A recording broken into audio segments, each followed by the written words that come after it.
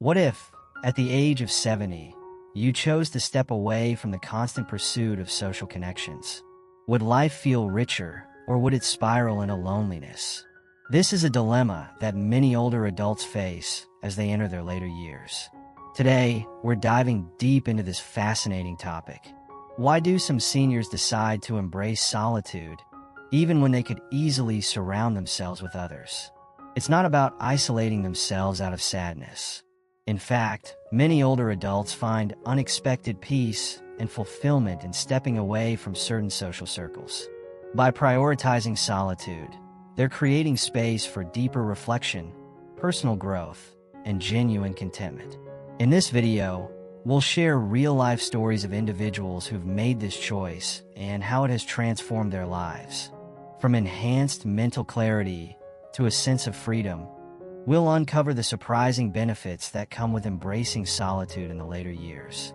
So, let's explore why some seniors find joy in being alone and how this shift can actually improve their overall well-being. Trust us, you might be surprised by how solitude can lead to a more fulfilling life. Stay tuned. Section 1. The story of Mr. Hope, the unexpected gift of solitude. For as long as he could remember, Mr. Hope had been a man of people. At 70, his life was a constant stream of family dinners, neighborhood gatherings, and club meetings. He was always in the middle of conversations, sharing stories, laughing at old jokes, and making sure no one ever felt left out. Socializing had been his greatest joy, or at least, that's what he always believed. But lately, something felt different. It started as a whisper in the back of his mind, a subtle feeling of exhaustion after every event. The warmth of conversation, once invigorating, now left him drained. He'd return home, sit in his favorite chair, and feel an unfamiliar weight pressing on his chest. At first, he ignored it, telling himself he was just tired. But the feeling didn't go away. In fact, it grew stronger. One evening, at a large family gathering, everything changed. The dining room was alive with laughter, overlapping voices, and clinking silverware. His children debated over politics. His grandchildren chased each other around the table. His sister told an animated story about her latest travels. But Mr. Hope felt distant. The noise blurred together. The conversation seemed to swirl around him, but he felt like an outsider in his own home. His grandson tugged at his sleeve. "Grandpa, did you hear me?" He blinked. "What was that, buddy?" The boy frowned. "I said I won my soccer game yesterday." "Oh, that's wonderful," Mr. Hope said, forcing a smile. But even as he spoke, he felt like he was wearing a mask. His daughter Sarah, sitting across from him, narrowed her eyes. "Dad, are you okay?" "I'm fine," he lied. But he wasn't fine. That night, after everyone left, he sat alone in his quiet living room, staring at the flickering light of the fireplace. And for the first time, he admitted the truth to himself. He wasn't enjoying these gatherings anymore. He loved his family, but the constant socializing had become overwhelming. He felt like he was losing himself in the noise. The next morning, Sarah called. "Dad, are you coming to the community barbecue this weekend? Everyone's expecting you." He hesitated. The old Mr. Hope would have said yes immediately. But now, something inside him resisted. "I think I'll pass this time," he said carefully. Sarah was silent for a moment. "Are you sure? You never miss these things." "I know," he said, "but I think I need a little time for myself." She paused, then softened. "Okay, Dad, I understand." And to his surprise, he felt relief. Over the next few weeks, he made a conscious decision to spend more time alone. At first, it felt unnatural, even selfish. But then something unexpected happened. He rediscovered the simple joys of solitude. Mornings became quiet rituals, sipping coffee by the window, listening to the birds, letting his thoughts wander freely. Afternoons were for long, unhurried walks in the park, where he breathed in the crisp air and felt the gentle rhythm of his own footsteps. Evenings were spent in his armchair, a good book in his hands, the silence wrapping around him like an old friend. One day, Sarah visited him.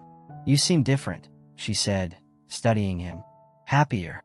He smiled. "I think I am. I was worried at first," she admitted. "I thought you were pulling away from us." Mr. Hope shook his head. "No, sweetheart. I'm just finally giving myself permission to rest, to be with myself." Psychologists say that solitude isn't just beneficial, it's essential. Studies show that just 15 minutes of quiet reflection can lower stress levels and boost emotional resilience. Another study from 2021 found that too much socializing without breaks can lead to burnout, even in the most extroverted individuals. Mr. Hope didn't need a scientific study to tell him what he had already learned firsthand. Solitude wasn't loneliness. It was a gift, a chance to recharge, to think, to breathe. His story is a reminder for all of us. It's okay to step back. It's okay to say no. In a world that constantly demands our attention, taking time for ourselves isn't selfish. It's necessary. If you want to embrace the unexpected gift of solitude and cultivate a deeper sense of peace and self-discovery, here are some daily habits you can incorporate. 1. Morning stillness. Wake up 15 to 30 minutes earlier than usual. Avoid checking your phone immediately. Sit in silence. Enjoy your coffee/tea, or watch the sunrise. 2. Solo walks in nature.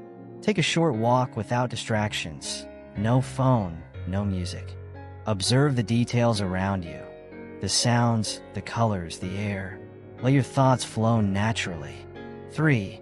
Mindful breathing and meditation. Practice 5 to 10 minutes of deep breathing or meditation. Focus on your breath, body sensations, and the present moment. 4. Digital detox moments. Set daily no screen time, especially during meals, before bed, or in the morning.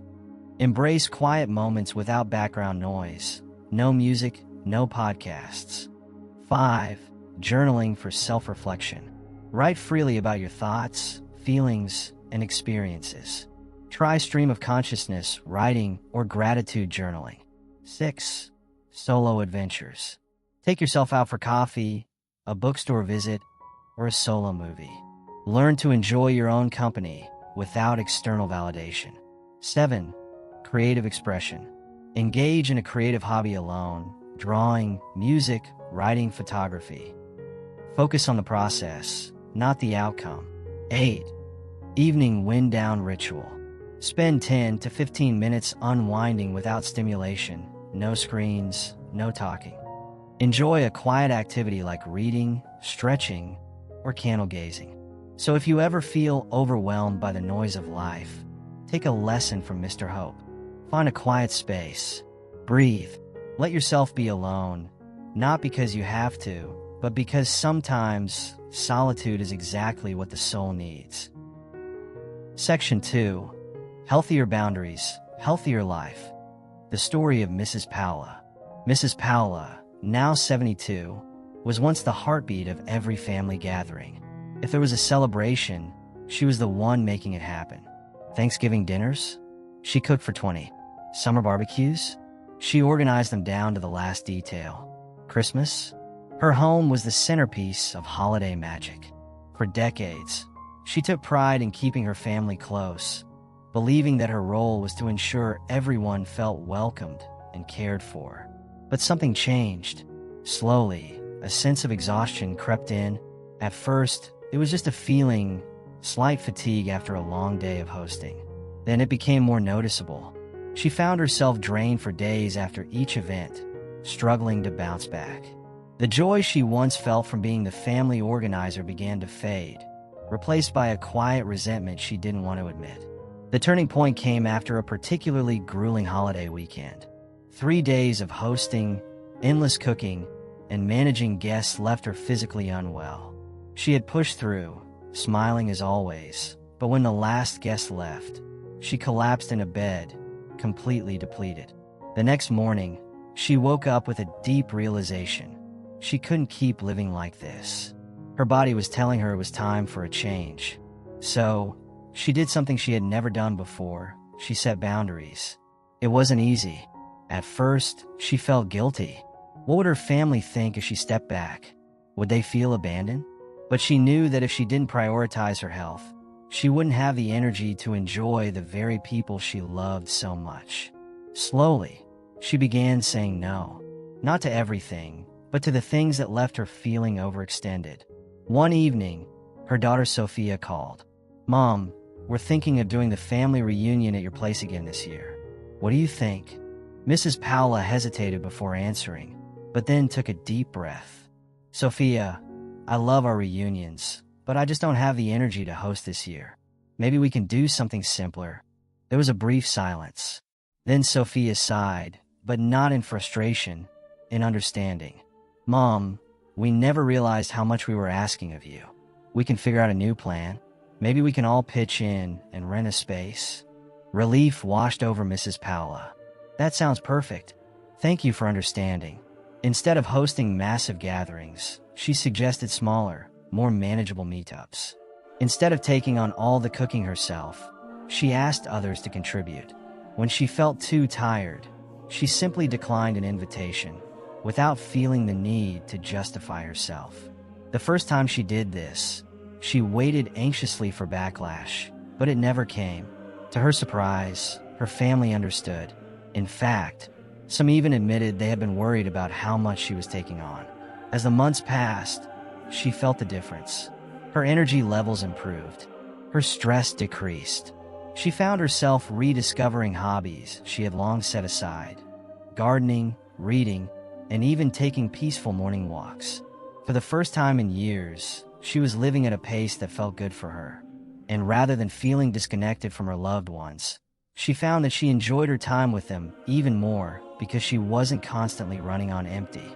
One afternoon, while gardening, her granddaughter Lily joined her. "Grandma, I like this new you," she said with a grin.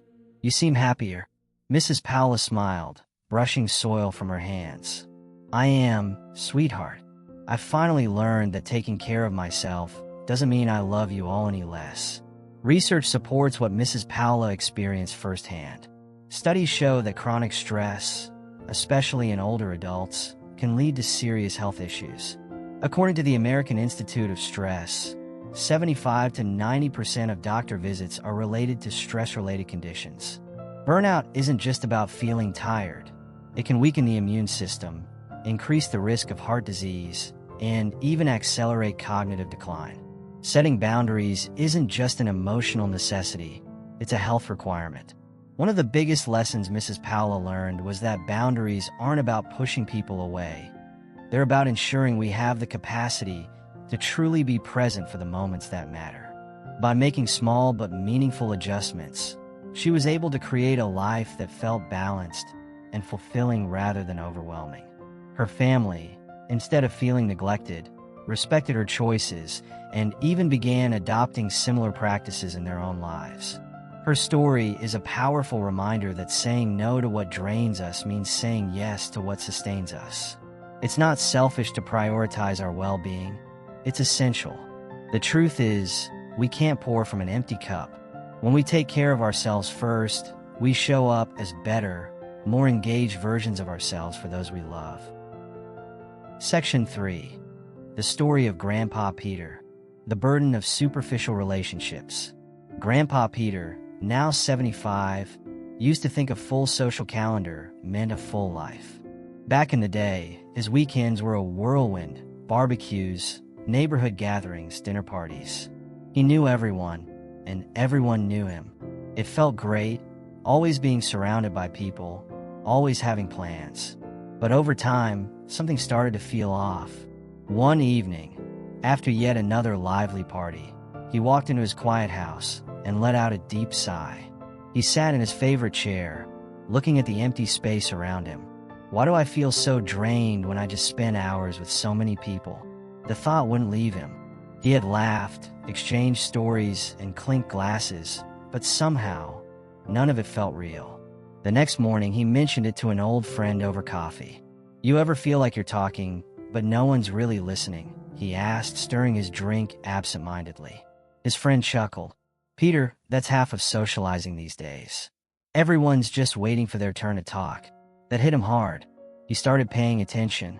The conversations at these gatherings were the same: sports, the weather, the latest neighborhood gossip.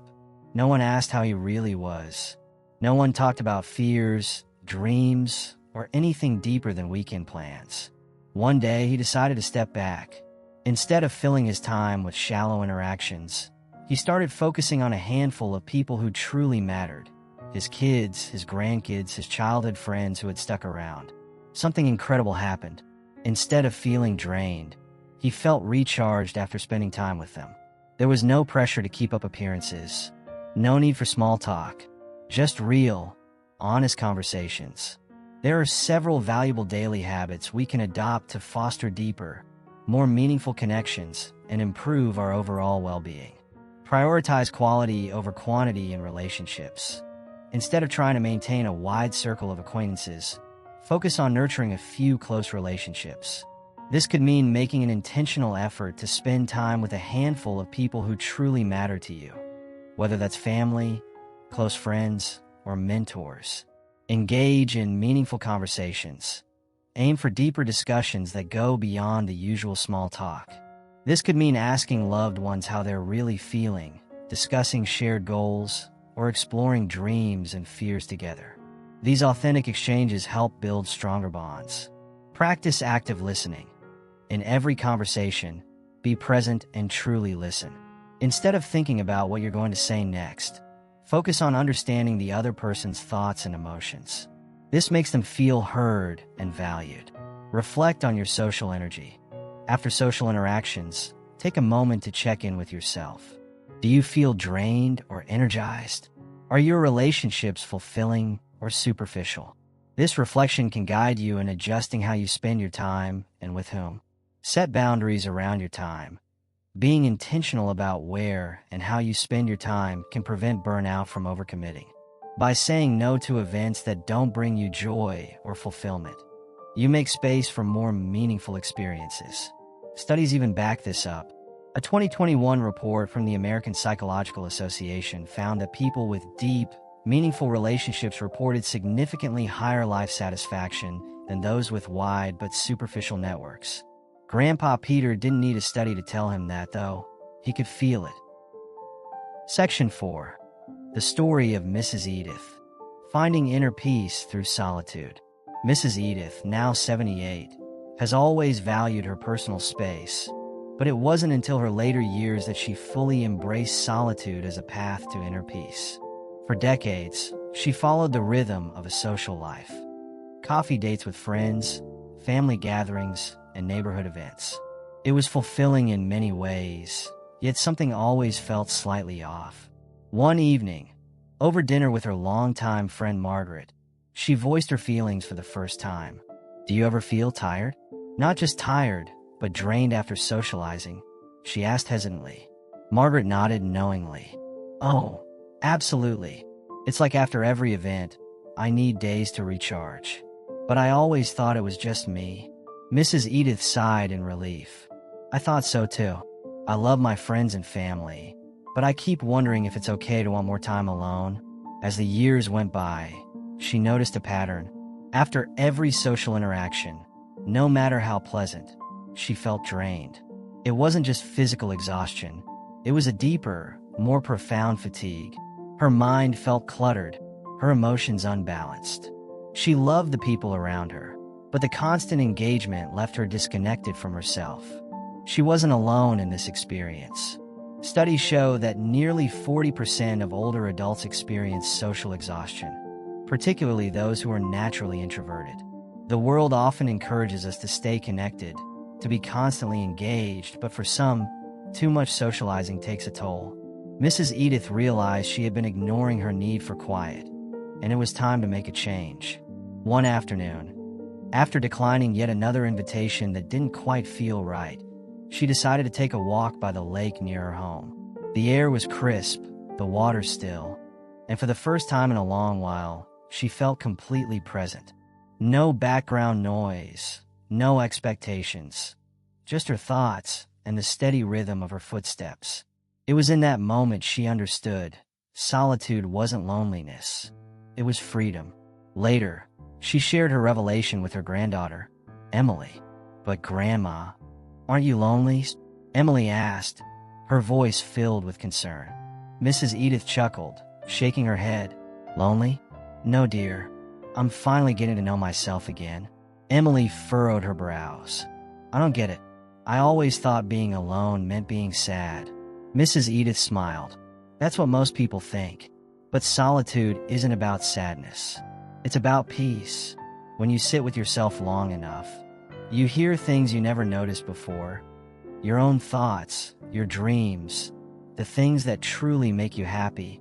She began dedicating more time to herself. Mornings became sacred, an hour of meditation before the world woke up. Afternoons were spent reading books she had once set aside for when she had more time.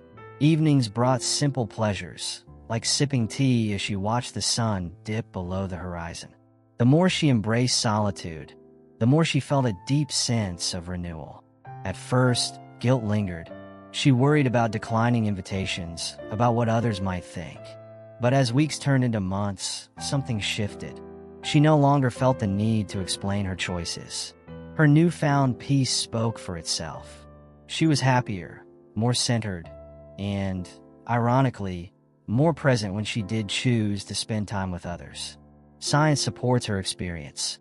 Studies indicate that solitude, when intentional, can lower stress levels, enhance creativity, and even improve overall well-being. A 2017 study published in the Journal of Aging Studies found that older adults who regularly spent time alone reported higher levels of life satisfaction and emotional stability compared to those who felt pressured to maintain constant social engagement. Now, when friends ask her why she enjoys spending time alone, she simply tells them, "It's where I've found my truest self." And perhaps that's the lesson for all of us. Peace isn't something we chase in the noise of the world. It's something we discover in the quiet moments we allow ourselves to have. Section 5. The Story of Old Luke. Prioritizing personal growth over social expectations. At the age of 80, old Luke has experienced the full spectrum of life. Yet, the most profound transformation he's gone through isn't the physical aging or the changes in the world around him. It's the shift in how he views relationships and self-fulfillment. Over the years, he has learned a crucial lesson. Personal growth far outweighs the need for constant social interaction. How often do we find ourselves chasing after the approval or attention of others? How much of our time is spent checking boxes for society's expectations rather than truly living in a way that brings us peace? These are the kinds of questions old Luke now reflects on, and perhaps we should too. In his younger years, old Luke believed that happiness was found in the company of others. He was always surrounded by friends and family, attending gatherings, and immersing himself in social events. He assumed this was the secret to a fulfilling life. After all, society often tells us that being social and popular is the key to joy and success. But as time passed, old Luke began to notice something.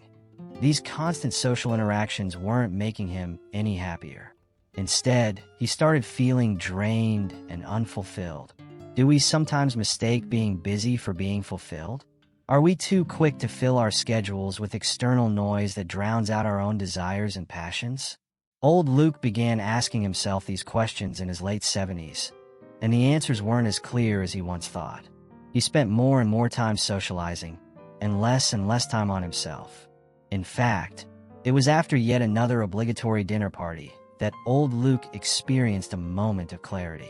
He felt deeply exhausted, but not in the physical sense. It was the kind of exhaustion that comes from ignoring what truly matters. While everyone else seemed energized and excited by the interaction, old Luke couldn't ignore the nagging feeling that something was missing. He had lost touch with his passions.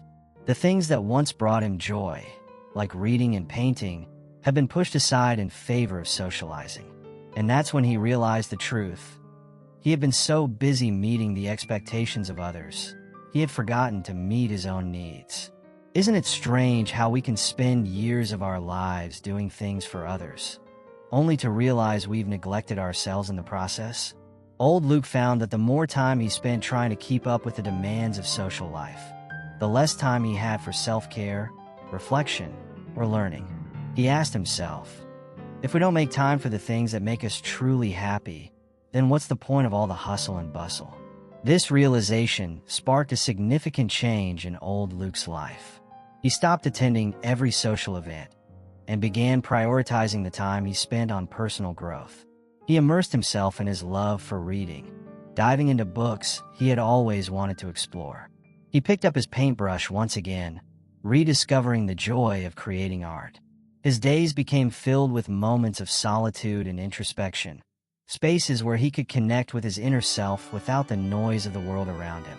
What would happen if we embraced solitude in the same way old Luke did? If we took a step back from the expectations of the world and allowed ourselves to simply be?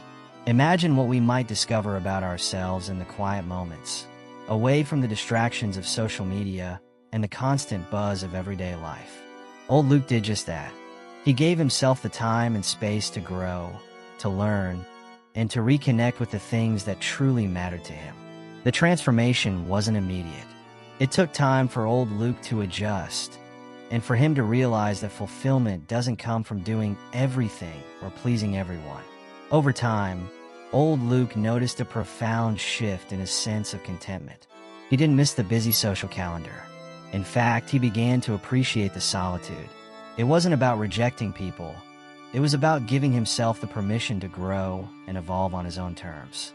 He became more introspective, learning new things and reflecting on his life in ways he never could while juggling the demands of social obligations. Did you know that research from the University of Otago in New Zealand shows that people who spend time on creative activities like reading and painting report higher levels of happiness and lower levels of anxiety? It's not just a coincidence that old Luke's newfound routine brought him peace and contentment. By choosing to prioritize his personal development, old Luke found a deeper, more lasting fulfillment. It was clear his focus on growth had made him happier and more at ease than he had ever been during his busy social years. It's fascinating, isn't it? We often hear about the benefits of socializing, how it keeps us connected and engaged. But what if the real key to happiness lies in striking a balance? What if personal growth, creative expression, and self-reflection are the pillars of a more meaningful life? Luke's experience challenges us to think differently about the way we approach happiness. Luke often shares his story with others, reminding them that life isn't about fitting into societal molds. It's about finding what works for you. It's about knowing when to step back from the chaos and prioritize personal growth. In our modern world, where social media and constant communication create pressure to be always on, his message is powerful. It's okay to disconnect and invest in yourself. And what about you? Have you ever considered that stepping away from the constant rush of social expectations might actually be the key to living a fuller life? It might seem strange at first, but the idea of carving out time for your own growth might just be the best thing you can do for yourself. The key lesson we can learn from old Luke is this. As we grow older, our need for external validation often fades, and our internal desires come to the forefront. We no longer need to prove ourselves through social interaction. Instead, we can find greater joy in personal development, learning new things, and simply being present in our own lives. So, how do we apply old Luke's journey to our own lives? It starts by recognizing that solitude isn't something to fear, but something to embrace. It's a space where we can reflect, grow, and develop our sense of self. Sometimes, the most rewarding experiences come not from the company we keep, but from the company we have with ourselves. After all, the best investment you can make is in your own personal growth. And that's a lesson old Luke learned over decades of reflection and change. Section 6. The Story of Grandpa Bob. The Power of Peaceful Isolation. Let's talk about something we don't hear often enough. Choosing solitude, not as an escape, but as a way to thrive. This is the story of Grandpa Bob, a man who discovered the hidden power of peaceful isolation and changed his life for the better. At 73, Grandpa Bob had always been the heartbeat of family gatherings. He never missed a birthday, holiday dinner, or backyard barbecue. He was the one telling old stories, making everyone laugh, and ensuring no plate was left empty. But after retiring, something changed. Without the daily structure of work, Bob felt an unfamiliar emptiness creeping in. The constant social obligations, which once felt natural, now left him feeling drained. He wasn't unhappy, just restless. He realized that for decades, his life had revolved around responsibilities, leaving little room for his personal passions. One evening, during a family dinner, his daughter Sarah noticed his silence. "Dad, you've been so quiet lately. Is everything okay?" she asked, her eyes filled with concern. Bob smiled softly. "I'm fine, sweetheart. Just thinking. I've spent so much time being there for everyone. I think it's time I figure out what makes me happy, just for me." At first, his family was confused. They worried he was isolating himself, that he was lonely or even depressed. Society has wired us to believe that being alone equals being unhappy. But Bob wasn't withdrawing from life. He was stepping into a new chapter of self-discovery. One afternoon, his grandson, Jake, found him in the garage, chiseling away at a block of wood. "What are you making, Grandpa?" Jake asked, watching in fascination. Bob chuckled. "Just a little something for myself. You know, when I was your age, I used to love woodworking. But life got busy, and I forgot how much I enjoyed it. Can I help?" Jake asked eagerly. Bob's eyes lit up. "Of course. But first, you have to learn patience. Working with wood isn't about rushing. It's about understanding the grain, feeling the texture, and letting the piece tell you what it wants to become." And what did he do with this newfound solitude? He built. He carved. He planted. He read. His garage transformed into a woodworking sanctuary, where he handcrafted intricate furniture and wooden sculptures. His backyard became a lush garden filled with colorful flowers and homegrown vegetables. He lost himself in books that expanded his mind in ways he hadn't felt in years. The more time he spent alone, the more fulfilled he felt. This wasn't loneliness, it was peace. Studies show that moments of solitude can reduce stress by up to 60% and significantly improve overall well-being. A 2022 study from the University of Rochester even found that people who spend time alone engaging in personal passions report higher levels of happiness and mental clarity. One evening, during a rare family gathering, Bob's wife, Linda, sat beside him on the porch. "You seem different," she observed, her voice gentle. "Happier?" Bob nodded. "I am. I used to think I had to be everywhere, all the time, for everyone. But I've learned that stepping back doesn't mean I care any less. It just means I'm giving myself the chance to be my best self. For me and for all of you." Something interesting happened along the way. His relationships with family improved, not because he was around them more, but because he was more present when he was. He no longer felt overwhelmed by constant socializing. And when he did attend family events, he brought a renewed energy and genuine enthusiasm. The lesson here? Purposeful solitude isn't about shutting the world out. It's about making space for what brings you joy. Grandpa Bob's story reminds us that sometimes stepping back isn't a sign of disconnecting, but rather a way to reconnect with ourselves. And when we do that, we don't just enrich our own lives, we bring a better version of ourselves to the people we love. We've explored the journeys of incredible individuals who embraced solitude and discovered its quiet strength. With time, stepping back from the noise isn't about isolation. It's about creating space to grow, reflect, and truly reconnect with what matters. Choosing solitude can bring clarity, purpose, and a deep sense of peace. If you're on this path or just starting to consider it, know that it's not just a choice, it's an opportunity. A chance to rediscover passions, nurture inner calm, and live more intentionally. Let's keep this conversation going. Share your thoughts in the comments. We'd love to hear your perspective. And if this video resonated with you, show some love by liking, subscribing, and hitting the notification bell for more thought-provoking content. Until next time, stay true to yourself and embrace the journey.